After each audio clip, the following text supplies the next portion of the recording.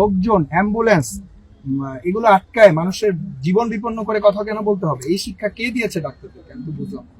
এখনো যথেষ্ট পরিস্থিতি তৈরি হয়েছে একটা ছেলেকে গ্রেফতার করার মতো, কারণ সে তো রাষ্ট্র বিরোধী কাজ করছে। আমি বলবো, কারণ রাষ্ট্রের যত রকম কার্যক্রম সে বন্ধ করে দিচ্ছে। আমি কি বুঝাতে পেরেছি? এভাবে বুঝাতে হবে, তা নাহলে আপনাদের এই যে সব পুরো মিডিয়া আছে এদের সামনে কিন্তু আপনাদেরকে ব্যর্থ প্রশাসক মনে করা হবে। আমি সেটা চাই না।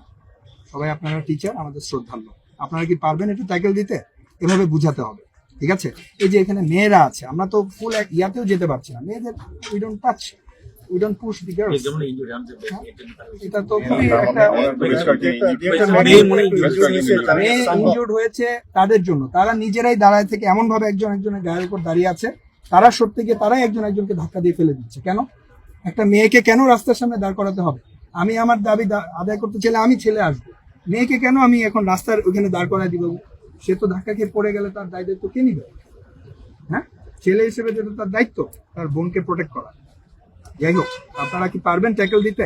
তাদের সেন্টিমেন্ট তো আমিও বুঝতে পারছি, এই জন্য তো আমি সময় দিয়েছি। গতকাল করেছে তারা, গতকাল দাঁড়িয়েছিল তারা, গতকাল দাঁড়ালো না?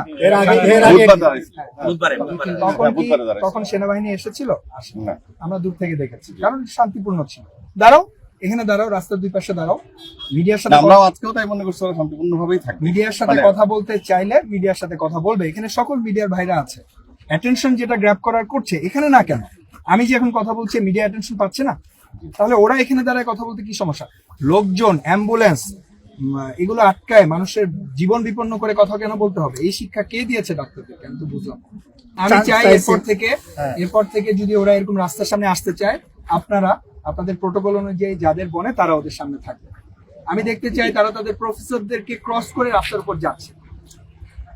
এই আমার মনে হয় না এই ধরনের উদ্ধত্ত, এই ধরনের বেয়াদবি করার মতো ছেলে আমাদের মেডিকেল কলেজের ছেলে। আচ্ছা, ইনশাআল্লাহ আমরা এই যে ক্রাইসিসটা হচ্ছিল, আমরা সাথে আসবো। আপনাদের না, রাস্তার উপরে আপনারা এখানে দাঁড়াবেন, আপনারা ওদেরকে ঠান্ডা রাখবেন, ওদের কথা বলার ব্যবস্থা করবেন। রাস্তার উপরে হবে কি? আমরা আমাদের শান্তিপূর্ণটা হঠাৎ করে তো বিশৃঙ্খল তৈরি হয়েছে। শান্তিপূর্ণ হঠাৎ করে বিশৃঙ্খলা হয়নি। এটা গতকাল রাত থেকে এরকম একটা প্ল্যানিং চলছে যে এইখানে রাস্তা তারা ইনস্ট্যান্ট হয়ে গেছে, এরকম কিছু না। এটা আপনাদেরও ব্যর্থতা, যে এসব যে কানাঘুষা চলছে এটা আপনারা জানতে পারেন।